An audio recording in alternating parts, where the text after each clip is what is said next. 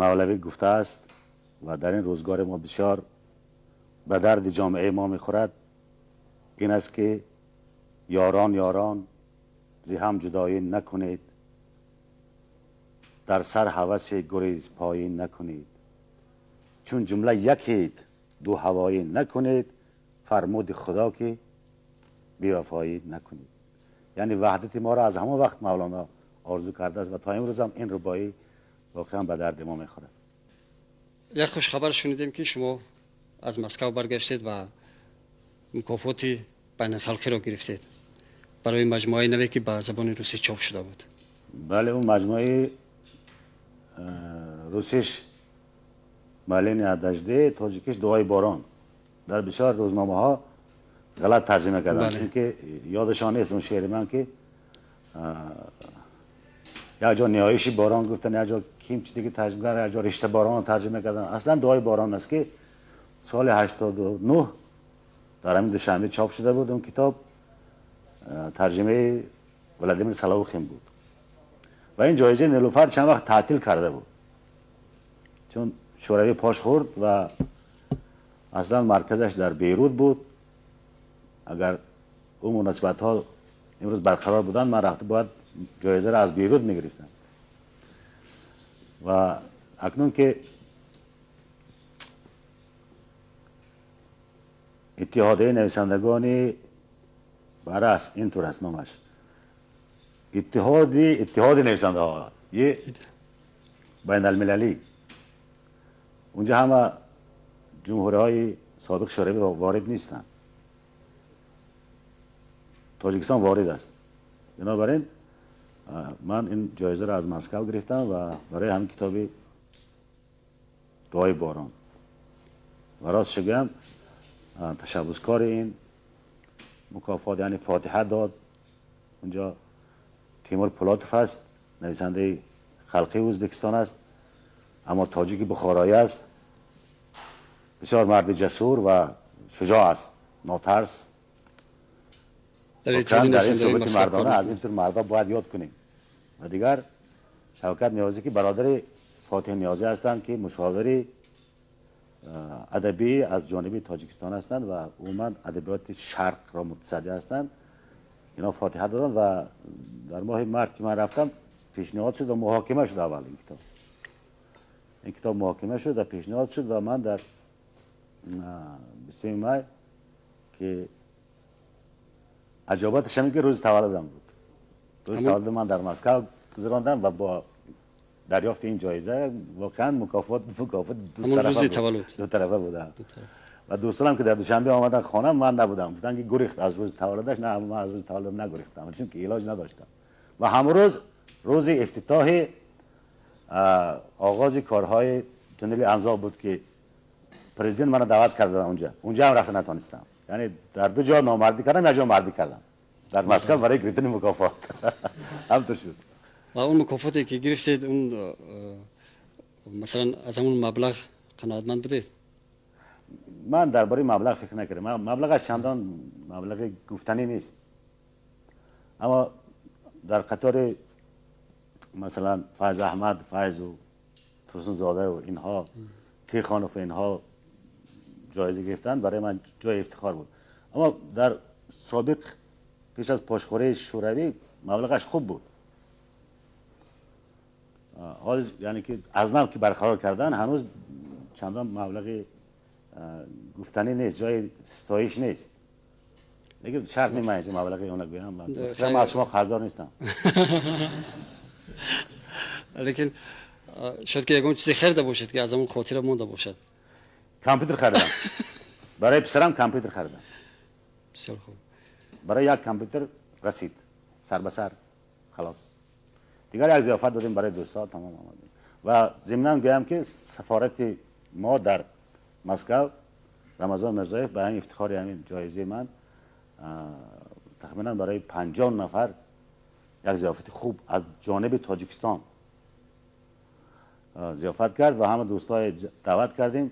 واقعا اینم یک همت مردانه بود از جانب سفیر ما برای 50 کس صحبت در مسکو ضیافت دادن که مثلا جایزه من گفت که البته برای 2 کس نمیرسید اگر رستوران نبریم. لیکن سفارت ما بسیار مردانگی کرد و ناموس و عار تاجیکستان اونجا برداشت و همه دوستان ما، ترجمان ها، اونهایی که در محاکمه اشتراک کردن، نویسنده ها، اون دوستایی که که ها باز 10 سال 5 سال ندیده بودن، اونها دعوت کرد یک پیاله چای به قول خود ما. اما ضیافت بسیار ضیافت عالی جناب بود. سمبوسه گرم، نان تاجیکی، پلوی تاجیکی، تخم ماهی سرخ و سفید و نمیدونم چند نوش که 10 سال باز من نخورده بودم. راست شگم در اینجا نیست این چیزا. واقعا ضیافت عالی جناب کرد. من همه جا از اون افتخار میکنم. البته این از نام تاجیکستان بود.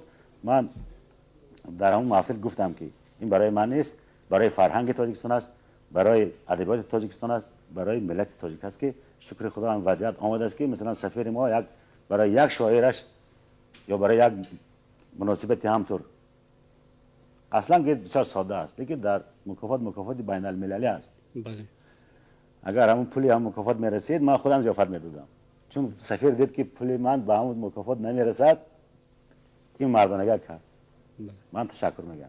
و در اینجا اون یارو دوستانی که شنیدن که مکافات گرفتید البته تبریک کردن. بله تبریک کردن. خیر روزنامه هم پیشی که تبریک کرده بودن. و ضیافت نگفتن؟ ضیافت گفتم. من گفتم شما اگر مرد باشید جمع شید بجای من ضیافت دید.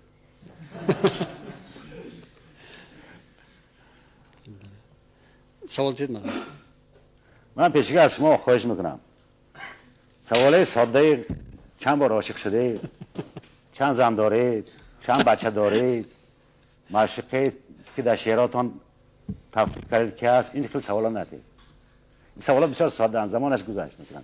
سوالای جدی و خب حتی چنان سوالایی بود که من جواب دادن نتونم. آیا در جهادی شعر و سخن با مقصد خود رسیدید یا نه؟ نه هیچ وقت. اگر آدمی که شعر جهان خوانده باشد باید دوسته شعره که خودش باید قانع نباشد. استاد توزاده میگفتن که شاعرای بزرگ شعر خوبشان در گور میگن، یعنی آرزوی شعر خوب به گور میبرن. یگان شاعری که از خودش قانع باشد در شاعر نیست. از اون شعری که تا 60-70 سال که عمر میبیند اگر از خودش راضی باشد و شاعر بزرگ نیست یا شاعر خوب هم نیست، بزرگش خیلی بلند رفتیم. اما هر یک شاعر از شعر گفتهش هیچ وقت قانع نیست و آرزو میکند که تا نفس آخرین شعر بهتر از گفتهش گوید. مثلا استاد توزاده آرزو داشتن که از جان شعران از هندوستان زیادتر شعر بهتر گویند. فرض کردیم در دلشان بردن این آرزو را. و منم اگر معذرت میخوام که من گفتم بنده کمترینم از اون چیزی که گفتم تا هنوز راضی نیستم و بسیار شعرهایی که گفتم از اونا پشیمان هستم. حتی من دفتر شعرام ورق میزنم، کتابای چاپ شده من همش بسیارش خطی بطلان میزنم و در حاشیه‌اش مینویسم فچ به نمک مرده، چون که همون شعر در همون روز گفته شدگی همون روز مردگی. درباره پخته گفتگی، درباره نمیدونم قصیده میلیون یا وقتی که تاجیکستان میلیون تن پخته داد همونطور گفت. این شعر همون روز مردگی، همون روز که میلیون پخته سپردیم و پخته دست ما رفت، شعر ما هم دست ما رفت، مرد. که استاد خود میشوید در شعر؟ استاد ما اگر استاد واقعی میگوید، استاد واقعی من استاد توزاده هستم و دوم استاد من استاد مومن قناعت است. استاد توزاده میخواندن خوب یا بد میگفتن، اما ریزکارهایی که در شعر هست مثلا یک هجا زیاد، یک هجا کم، عروض خراب، قافیه خراب، این کاره استاد مومن قناعت به من یاد داده. دست من در شاعر راست کردگی استاد مومن قناعت است. اما استادی واقعا معنوی ما در محیط ادبی سالهای 60 تا وفاتشان استاد توزاده بودن و بعد استاد باقر رحم‌زاده بودن. این نسلی که ما هم نسل من که 60 ساله انشالله میشه همش مدیونی یا قرضداری خدمت‌های استاد توزاده رحم‌زاده و مومن قناعت و عبید رجب و طالس اینها هستن. این یک گروهی بودن که حتی به ناحیه ها میرفتن که یگان استعداد پیدا کنیم. استاد رحم‌زاده ناحیه به ناحیه میرفتن که یگان بچه شوق ذوق شاعری داشتگی. خودشون هم بودن یک شراره داشته باشد بس شراره. و دیگه شب ما خودمون دست راست میکنیم و در جاده ادبیات وارد میکنیم. اینطور میگفتن. امروز این کارها مرد است. این کارها نیست دیگه امروز. امروز برای از خود جوانها یا داوطلبان شاعری خودشان پول میآورند کتاب چاپ میکنن و بعدش میبینم که حتی در داخل کتاب شعرشان صورت زنشان هم هست، صورت فرزندشان هم هست، عکس، یعنی که یادگار. البته یادگار چیز خوب است اما شعر نیست. اون وقت در محیط ادبی ما کتاب یکم محاکمه میشد، کتاب دوم، کتاب سوم. رمانهای اولوزاده، اکرامی، نمیدونم همه محاکمه میشد. صحبت‌های سخت هم میکردن، حتی یک شوخی هم میکردن که یک وقت یک نمایشنامه جلال اکرامی محاکمه میکنن. جلال اکرامی شوخی از واقعیت دارد ندارد نمیدونم. استاد جلال اکرامی خانشان میگن که زربک آش تیار کن به خانمشان. بعد که محاکمه میشد و نمایشنامه نمیگذارد، برای نمایش پیشنهاد نمیشد، تلفن میکنم میگن که خانم بریج نانداز، اینا صدقه آشان میگن. همین خیلی صحبت‌ها هم خیلی سخت میرفت. درباره آشکاری گپ نبود. محاکمه حقیقتا مردانه بود و خالصانه. درباره استاد ترسنزاده یادآور شدیم، میگن که اون کس شما رو به اعضای اتفاق نویسنده ها توصیه کردن. از روی شعر به مادرم بود. اون وقت قاعده بود که اگر یک نویسنده، یک شاعر جوان باید حداقل 2 کتاب چاپ کرده باشه. من یوان کتاب چاپ نکرده بودم. وقتی که شعری به مادرم خواندم استاد ترسنزاده، بعد گفتن که چرا ما همه قالب‌های نشکنیم؟ همین یک شعر بس است که مثلا با عضویت بپذیریم. بنشین برای چشم من لایق نمیآید دیگر. اینا بسیارها هر خیلی شرح میتن. همین اینجا بازار صابر لایق به معنی سزاوار استفاده کرده، به معنی نام من نیست. نه، در بین مردم دیگر برای چشم من سزاوار دیگر بغیر از من کسی دیگر نیست. اینش هم است. یک نکته دیگر است که شاید به یگان خانم گفته باشد که دیگر لایق با تو کار ندارد، بیا پیش من. اینطور هم ممکن گفته باشد. و شما در حق اون کس هم شعر گفته اید؟ شعر گفتم. اونم درباره من شعر گفته بود، منم درباره اون شعر گفتم. یعنی اخوانیه میگن در اصطلاحات شاعری. اخوانیه یعنی شعرهایی که برادرانه است. اونم گفته بود و منم در یک محفل شعر بازار از قره بالا تا همین اتحاد نویسنده ها آمدم. باید که محفل من افتتاح میکردم. البته یک دستاویزی در کار، یک غزل در راه به راه گفتم. آخرش همین بود که ما و تو در شاعری جان میدهیم، عاقبت در کنج دیوار سخن. زبان، سخن جان ملت ما است. همین زبان بود، همین سخن بود که ما را در طول نمیدونم 5000 سال زنده نگاه داشت. دیگه همه چیز باید دیدیم در شعر بازار از زبان وطن. فقط زبان ماند. کشورهای سوریه، مصر، یا قسمی افریقا همش عربی زبان شدن. فقط تاجیکای ماوراءالنهر و ایران یعنی کلا مردم فارس زبان زبانش نگاه داشتن و خصوصا خدمت سامانه در همینجا است که اول قرآن به فارسی ترجمه کردن. بلعمی وزیر بزرگی اسماعیل سامانی قرآن به فارسی ترجمه کردن و فارسی نماز خواندن.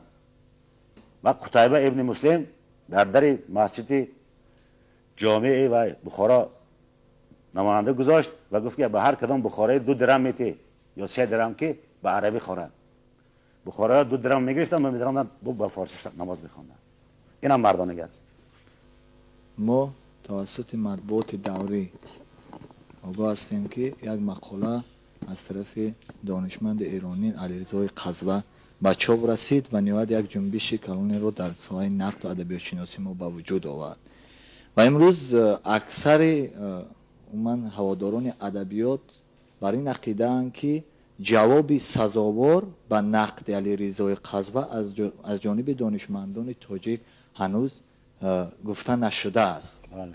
و چند مقاله که منم خواندم اونها مرا قانع نکردند. شما در مورد نقد علیرضا قزوه چی میگویید؟ من اون کتاب خواندم، خورشیدهای گم شده. درست می؟ بله. خورشیدهای گم شده بود نامش. سرسخانش هم در اون کتاب هست. این روزنامه ادبیات سند سرسخانی اون کتاب که چاپ کرد. ما حتی با اسکر حکیم رئیس اتحاد نویسندگان یک مصلحت کردیم یک وقت که همین کتاب محاکمه شود در اتحادیه نویسندگان و ما جمع الجمع افکار ما بگوییم.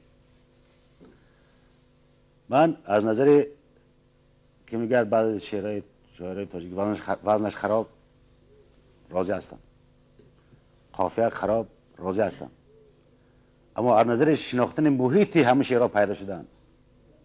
محیطی که مثلا پروزاده شعر گفتن، رحیم زاده شعر گفتن، بن شکر شعر گفت و حتی هر جاش میگه که برای همون تخم آفتاب پرست پیچاندن هم شعر اینها به کار نمیرد. این بسیار تحقیر است. تحقیر و عنوان شعر تاجیک است.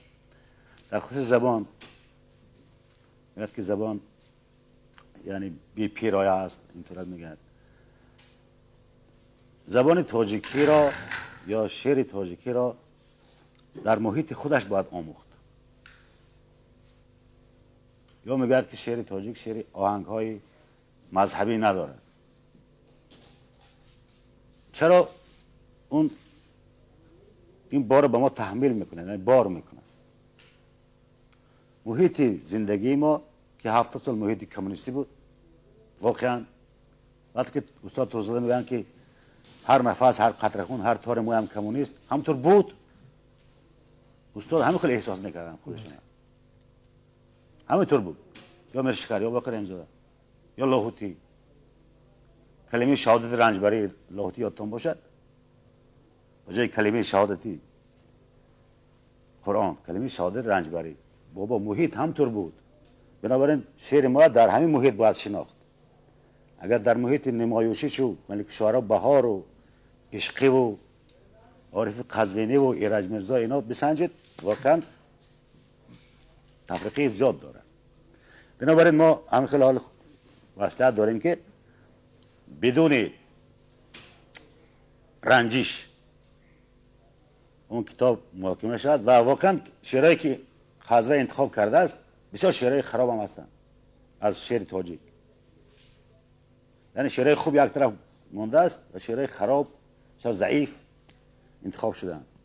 شاعر نباید به قانونیت های زمانی تابعیت داشته باشد و در صورتی که او تابعیت را میپذیرد همون وقت همون مقابلیت کرده نمیتوند و شعری که در همه دوران معاصریت دارد گفته هم نمیتواند.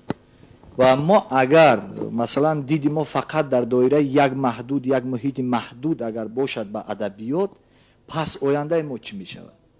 سوال بسیار خوب. واقعا شاعر در یک زمان محدود نباید باشد و در یک قالب زمان یا قانونهای زمان محدود نباید باشد. اما شما میدونید که اگر در قانونهای زمان اطاعت نکنید نیست میکنن.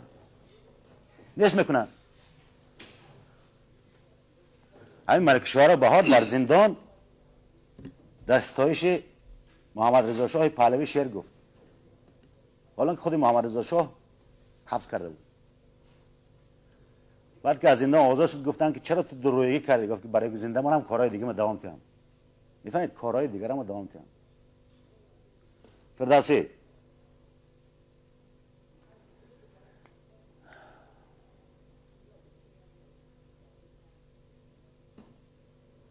در ستایش محمود از یک بیت دارد. خب مثل اولش از یادم رفت، به گهواره محمود گوید نخوست. چو کودک لب از شیر مادر بشوست، به گهواره محمود گوید نخوست. این فردوسی میگه در شاهنامه.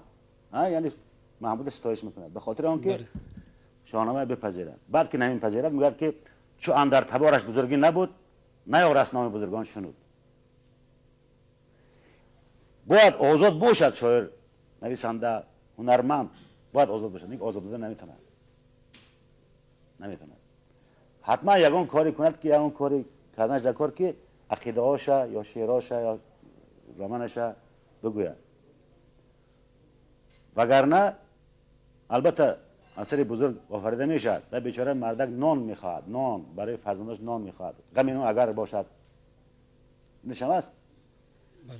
مثلا 30 سال برای فردوسی محمد منصور نان و آب داد برای خانوادهش. 30 سال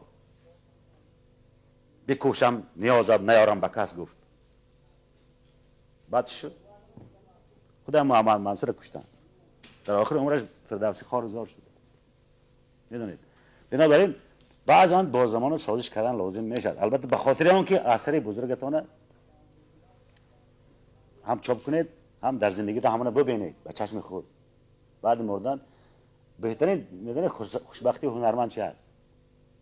خصوصا شاعر نویسنده هم کتابش یک بار هم بوی از نشریات که چاپ میشه هم بو کنه. بهترین خوشبختی همین است.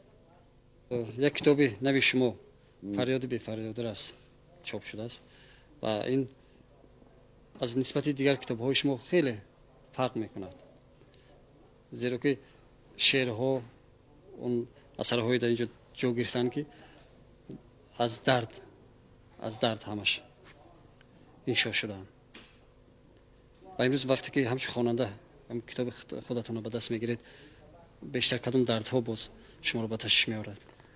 این کتاب بسیار به سختی چاپ شد. به اون معنی که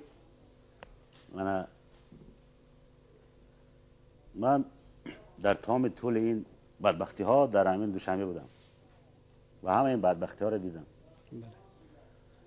و من اونجا سالاش هم ثبت شده است. هر یک شعر که در کدام حالت این شعرها رو کدام ماه کدام و سال گفته است. زیاد شاید از این زیادتر شعرهای دیگر حال چاپ نکردم. مردانه میگم که ترسیدم.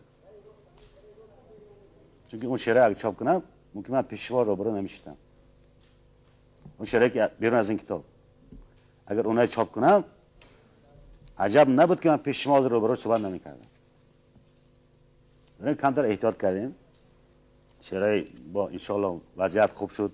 در 2 سال دیگه با خوبتر میشد. مردم میفهمند. مردم به افاقه آمدند، به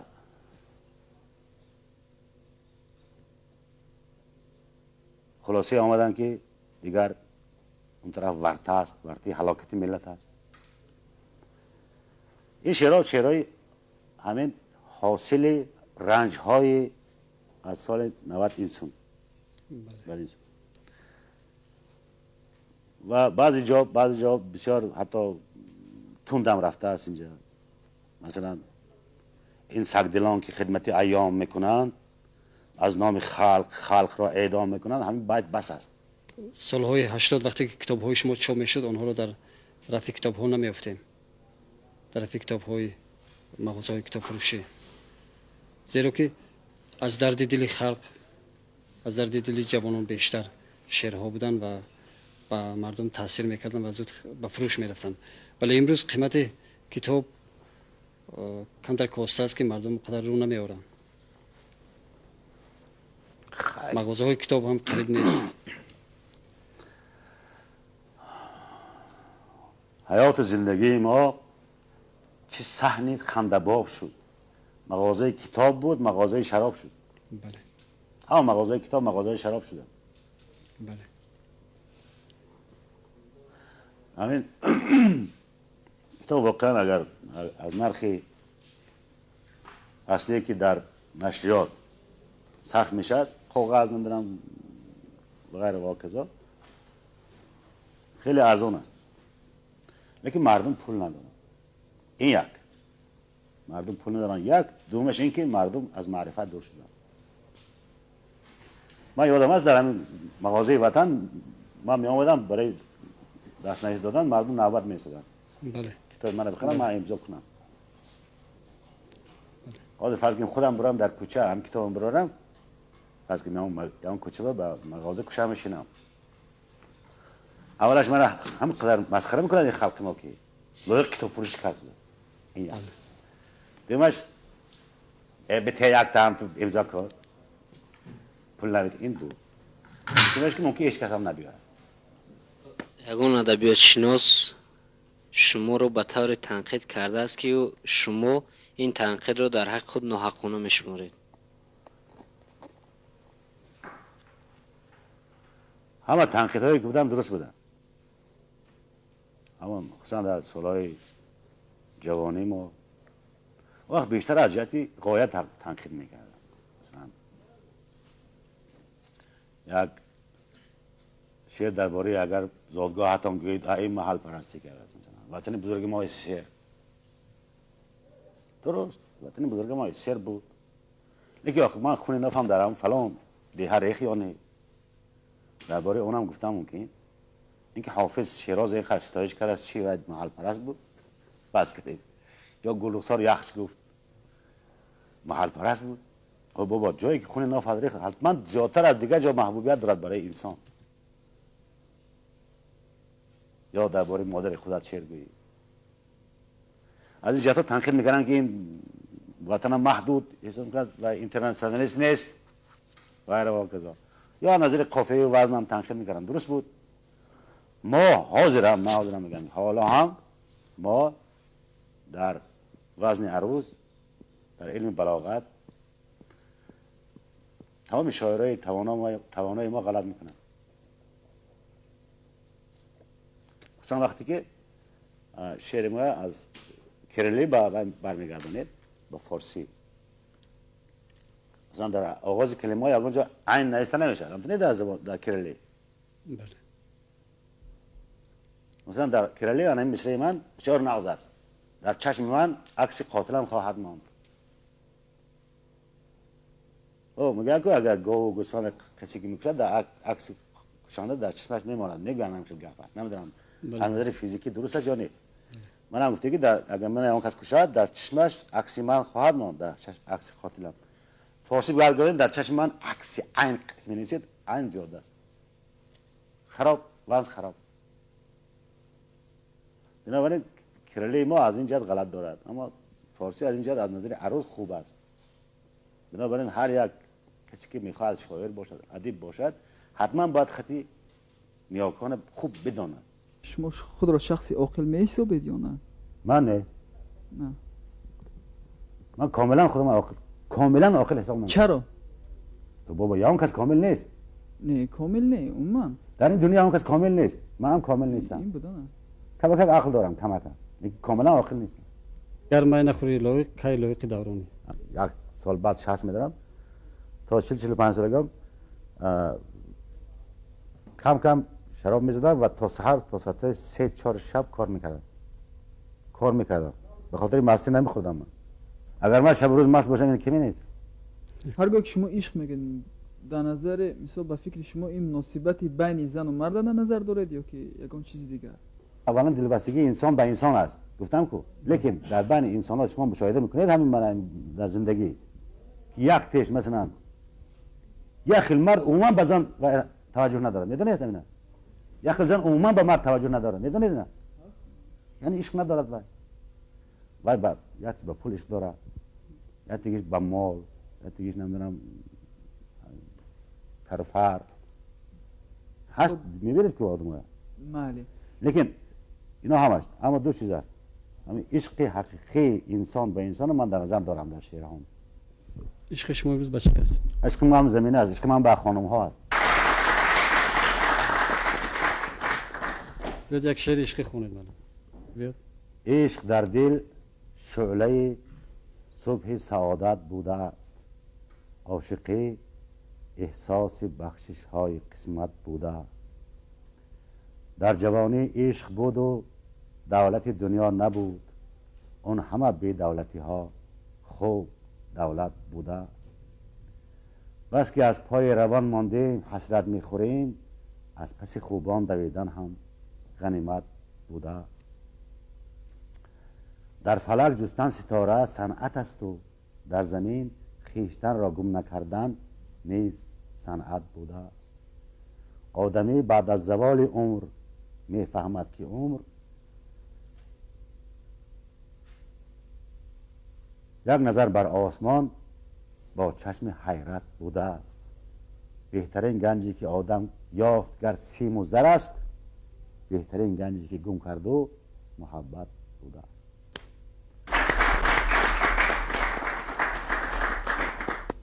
مثال اگر به شما پیشنهاد کنن که از بین سه چیز یکی رو انتخاب کن، یا شعر، یا بانوی خوب، یا می خوش، کدومی رو میگی؟ بانوه. چون که بانوه که یافتم هم میم یابم هم شعرم یابم.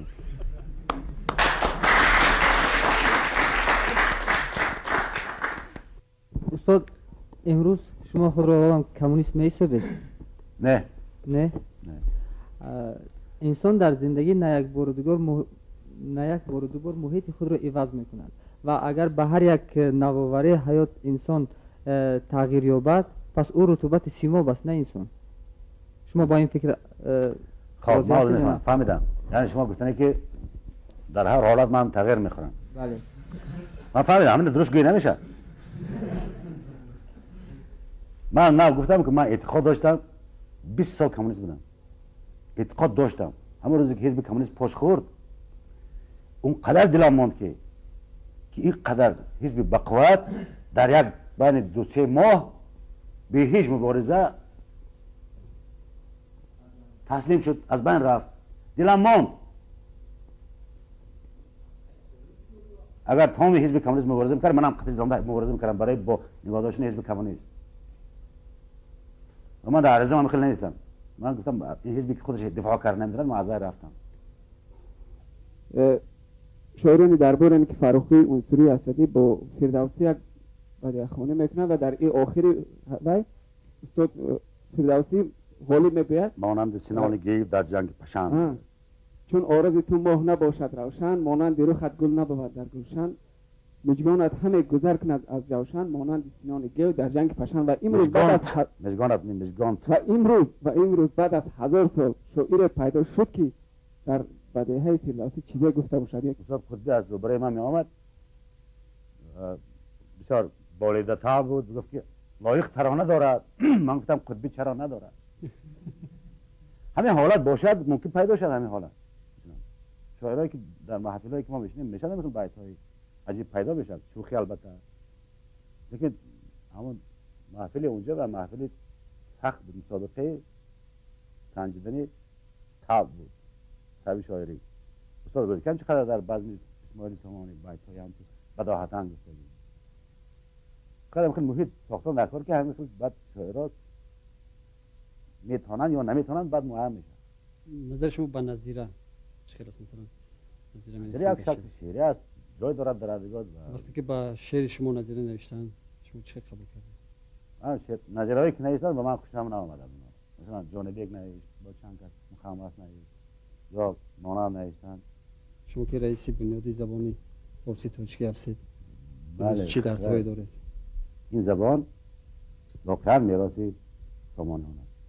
میراث بزرگترین سامانیان برای ملت ما همین زبان است که ما همچون تاجیک میشناسیم. و همه ما با جشن 1100 سالگی دولت سامانیان تئوری میبینیم. شما چه اندیشه دارید در این گذراندن این جشن؟ انشاءالله این جشن، گفتم که این جشن واقعا جشن تاریخی است که شخصا با تشبث و ابتکار پرزیدنت صورت گرفته است. هیچ کس همین غایت پیش از پرزیدنت داده نتوانست. خود پرزیدنت اما غرور ملی و افتخار ملی تا به جای آورد که این مرد درباره سامانی‌ها اندیشه کرد. بعض سبب‌های دیگر هم هر ملت یک افتخاری باید داشته باشه. غیر از افتخار پوچ که بسیاری من شما داریم. مثلا چطور ما افتخار داریم؟ میگه ما 1000 سال نظم بزرگ داریم، اما یگان تو یک بیت نمیدونیم. باز من شما یک میخزانم میپرسن، اون تو یک غزل حافظ پره خواندن نمیتونید. همین غرور بلند بود که پرزیدنت جشن سامانیان اندیشه کرد. در آسیای مرکزی اگر ما قدیم ترین باشیم چی داریم؟ قدیم ما چی است؟ زبان است، کتاب است، دولت داری است. با جشن سامانی ما هم زبان ما جشن میگیریم، هم اهل کتاب بودن ما، هم دولت داری قدیمی ما، هم ملت قدیم بودن ما جشن میگیریم. و این هیکل اسماعیل سامانی هیکل اسماعیل سامانی نیست. این هیکلی فرهنگ بزرگ خلق تاجیک است که در چهره سامانی ifade میشه، تجسم میشه. غرور شما چی است؟ غرور من که تاجیک هستم، بدم نیکم تاجیک هستم. شکر خدا. تشکر به شما برای این صحبت صمیمی. صحبت مردانه است، من مردانه گپ زدم.